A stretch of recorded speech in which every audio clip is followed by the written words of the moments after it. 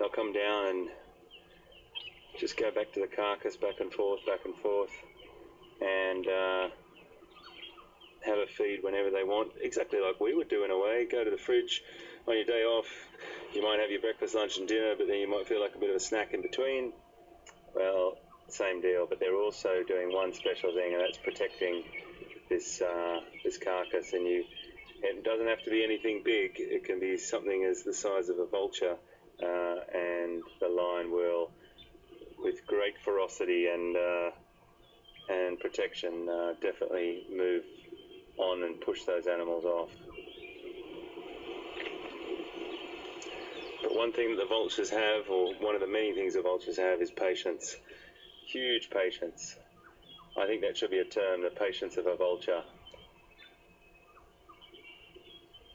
That's what we need to have too, actually, when we're out here in the bush. We need to have patience of a vulture with things, and just take your time. And like Pete did last night, wonderful interpretation of what was going to happen. And you know, we've done it many times where we've just waited and seen what's going to happen. And that's all a part of being out in the African bush, or any wild area for that matter. Having patience with wildlife is what it's all about. If you're driving through Africa, and again anywhere in the world, you drive up to a place that you think animals might congregate, particularly waterholes and things like that, you can't just drive up there and look for like 10 seconds and go, no, nothing's here, and drive on. It's really good just to sit and watch and wait. You just don't know what's going to be either sitting in the shadows or potentially walking up to you, which is even the more sort of preferable position, is animals coming to you and being comfortable, and then letting them dictate the situation. I think that's a fantastic position to be in. We've done that with elephants many times, which I'm having a little bit of a withdrawal for at the moment. I really need to see some elephants in the next 12 hours, so we're going to be putting our feelers out for that.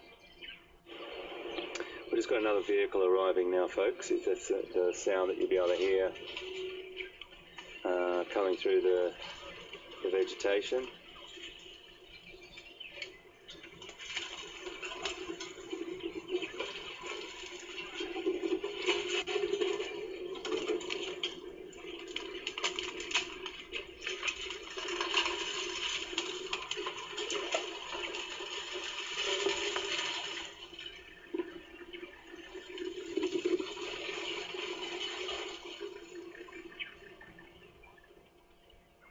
So we just got another vehicle arrived, and some people. Good morning.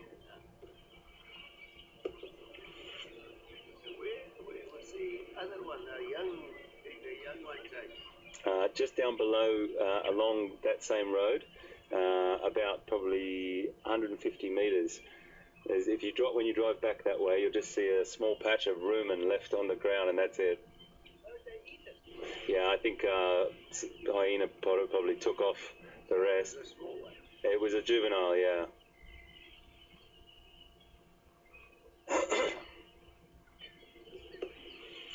Just exchanging some information with the other vehicle, and that's important sort of thing to do. What we do is we'll just share a bit of information and let everyone know what happened if they weren't here the night before.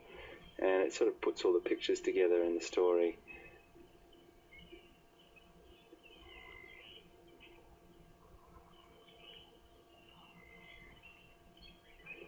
And the other thing that's really important is that, you know, the sharing of these encounters is first and foremost, and we make sure that we do that really, really thoroughly with all the guests and all the teams, because we're all sharing this area, and it's all about trying to get that beautiful encounter out to as many people, and making sure that we don't impede the animal's ability to hunt or do whatever it needs to do, but at the same time using the knowledge of where we can go, how we can go,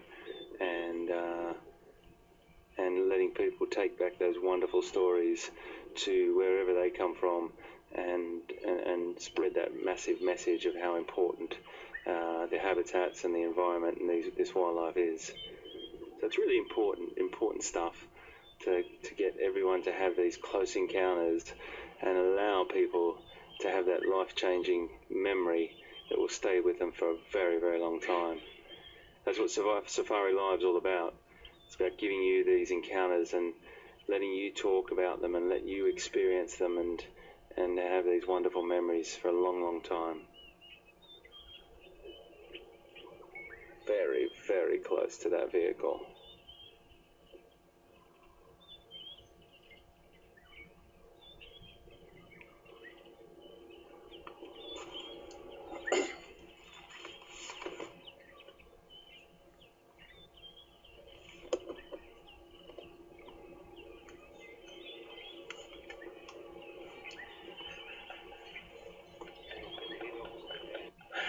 I'm just laughing at the people that are on that vehicle. Obviously, we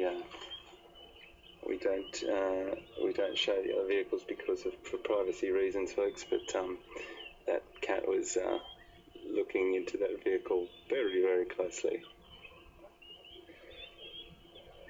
Well, we might see what our friend has gotten up to. He's moved off, and I'm just going to go back around on the road. So a little bit like a domestic cat in a way, you know, there's that inbuilt sort of covering their feces and that sometimes, but sometimes they don't, depending on where they are. But they'll start to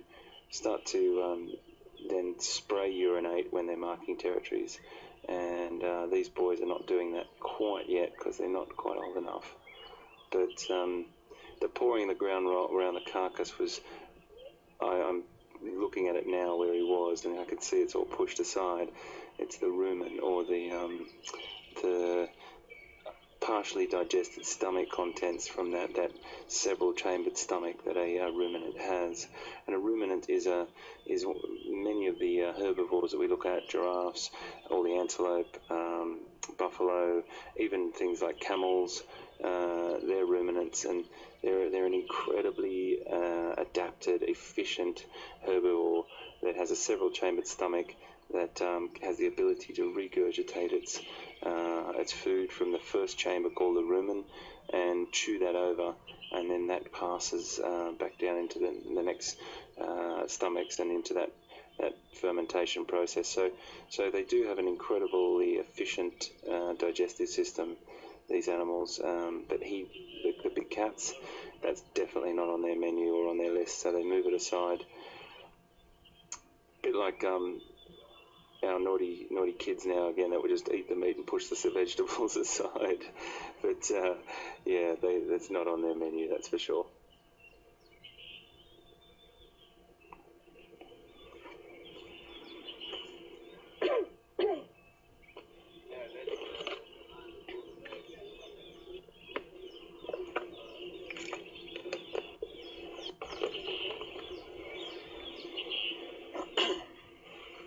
So he's definitely not going to let this kill out of his sight. He's on sentry duty at the moment.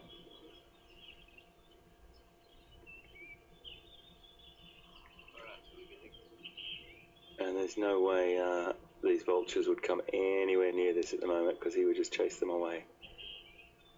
Have a great day, folks. Thank you. Did you get us on the movie? No, we didn't.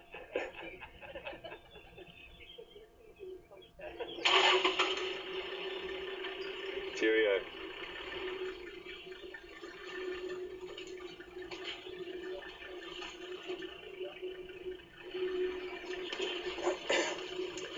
I think it's really important to explain this to everyone, because it does come up with us sometimes in questions. Why don't we show the people on the other vehicles?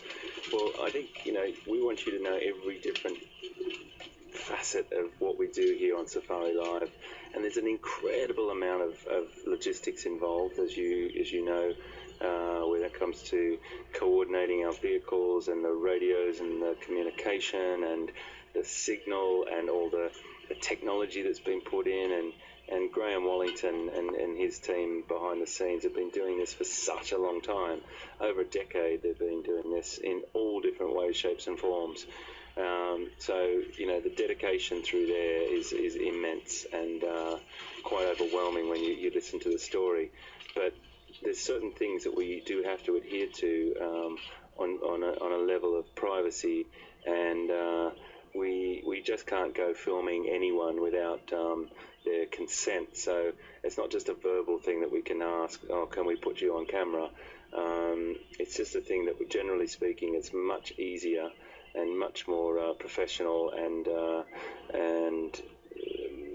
the code of conduct and philosophy behind it is that you will hear us talking to people sometimes in the vehicles. Sometimes we talk to the guides because we've got all their consents.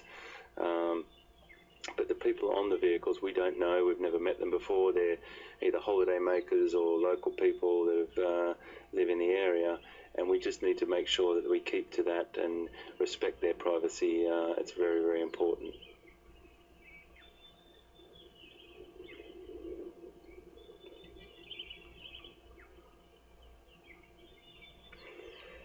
So he's got a little bit more of a mane, this boy, than the other two. So I don't know, you know. I think there's 3 cubs from the same litter, and this boy here and maybe the other boy could be from the same pride, but are a little bit older. That's what I think. And you know what? We're all going to have our interpretations on this, of these Birmingham boys. But I really am not sure. But I'm just going to use that little theory for a bit.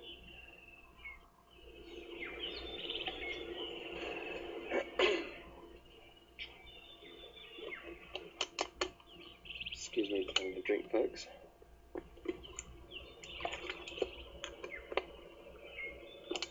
I'm just going to edge forward so Jason hasn't got that wonderful twig in his way there. You can see a proper shot of this lovely, lovely face. There we go. That's a bit better. So when I asked about the tweets and everything, I'm pretty sure you would have come back to us. Control, can you give me a little indication what the majority of people wanted to do, please? Whether they wanted me to stay at this line kill with these guys or move on and have a look around and come back before close.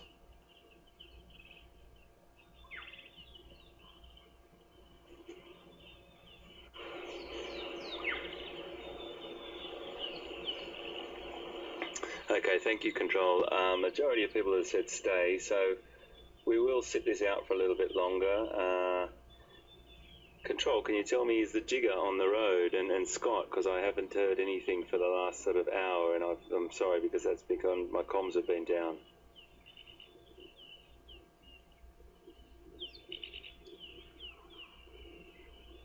My friend.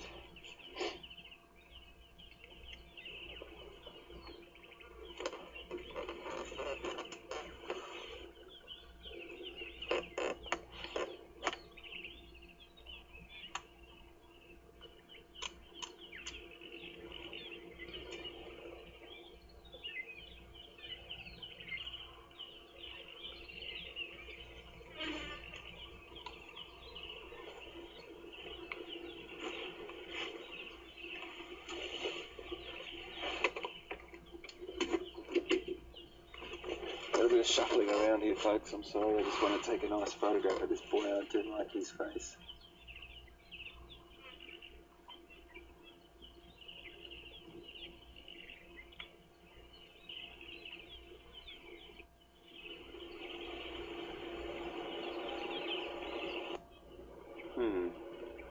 I just heard that as well. He looked around, and I just looked over there as well. I just heard some noise in the bush there. I don't know what it was, but it could be that buffalo herd approaching.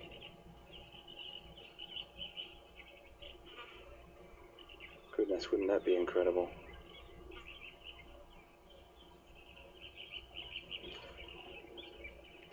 Circling around overhead, just getting a bit of a location, a bit of a look at this carcass and knowing where it is.